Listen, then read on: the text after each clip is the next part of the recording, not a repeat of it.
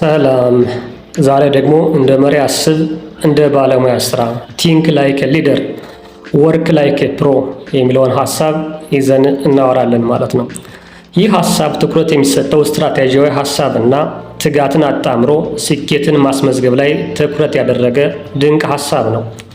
በማንኛውም ሚና ላይ ያለህ ልትሆን ትችላለህ።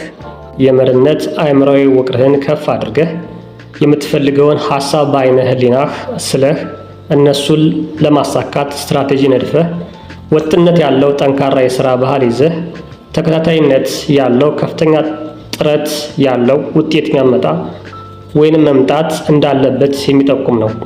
ይህ ሀሳብ አስፈላጊ የሆኑ ሁለትዮሽ ባህሪን ያጣመረ ልዩ የሆኑ ብቃትና አፈጻጸምን የሚሻ ጉዳይ ነው። ይህን ሀሳብ ለመረዳት በትነን ማየት ሳይኖርብን አይቀርም።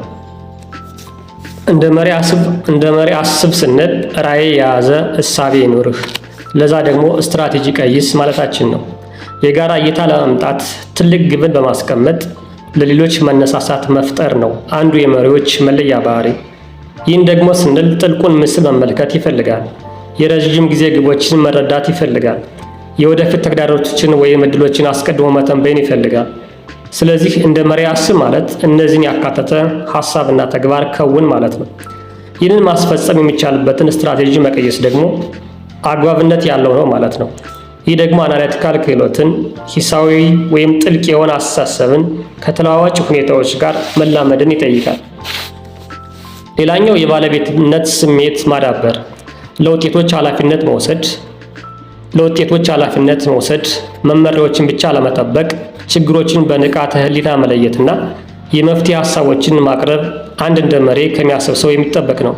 ይህ የባለቤትነት ስሜት በእነሱ ብቻ ሳይሆን በሰራተኞች ላይ እንዲያድር የሌሎች ሰራተኞችን አቅም ለማሳደግ መጣርን ያካትታል። የውሳኔ ሰው መሆን እንዲሁም ችግር የመፍታት ችሎታን ማሳደግ፣ የተለያዩ አመለካከቶችን በመውሰድ ሊከሰቱ የሚችሉ ውጤቶችን ግምት ውስጥ በማስገባት በመረጃ የተደገፈ ወቅታዊ አንዳንዴም ከባድ ውሳኔዎችን ማድረግ አስፈላጊ ነው። ጥበብ በተሞላበት መንገድ እንዲሁም ፈጠራ በታከለበት ሁኔታ ችግሮች ሲፈጠሩ እነሱን ማየትና መፍትሄ መስጠት አስፈላጊ ነው። ነገር ግን ምልክቶች ላይ ማተኮር ሳይሆን ከስር መሰረቱ ያንን ችግር መፍታት ሌላኛው አስፈላጊ ጉዳይ ነው። ሁለተኛ የምናነሳው ሀሳብ እንደ ባለሙያ ስራ ወርክ ላይክ ፕሮ የሚለውን ለማየት እንሞክር።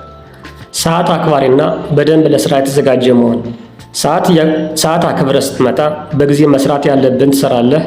ምን መከወን እንዳለበት ትለያለህ። ቀጥለህ ደግሞ የሚያስፈልጉ መሳሪያዎችን በወቅቱ እንድታሰባስብ ያስችላል። በአካል መዘጋጀት ያስፈልጋል። በመንፈስ መዘጋጀት ያስፈልጋል። በእውቀት መዘጋጀት ያስፈልጋል። ይህን ስታደርግ እንደ ባለሙያ ለመስራት እየተዘጋጀ ነው ማለት ነው። ሌላኛው ከዚህ ላይ የምናነሳው ነጥብ ውጤት ተኮር ሰው መሆን። በተግባራት ላይ ብቻ አታተኩር። ይህንን ስንልህ የሚሰጥህን ተግባራት አትስራ ማለት አይደለም። ተግባራት መከወን ግዴታ ቢሆንም የምትከውነው ተግባር ዋጋውን የሚያመጣውን ውጤት ተቀባይነት ከፍ ማድረግ መቻል አለበት ማለት እንጂ እቅዶችንና ሀሳቦችን ወደ ተጨባጭ ተግባርና ውጤቶች ቀይር ማለት እንጂ ነገሮችን በብቃት ከውን ማለት እንጂ። ሌላኛው ወጥነት ይኑርህ። ጥንካሬን በየቀኑ የሚታይ ይሁን። አንድ ጊዜ ከፍ አንድ ጊዜ ዝቅ አይበል። አብረው ለሚሰሩት ስኬትን አጋራ። በስኬት ከፍ እያልክ ከመጣህ ብቻህን አትጠቀም። ሌሎች ባለሙያዎች እንዴት መጠቀም እንዳለባቸው መንገድ ፈልግና እሱን አሳያቸው፣ አስተምራቸው። አመሰግናለሁ።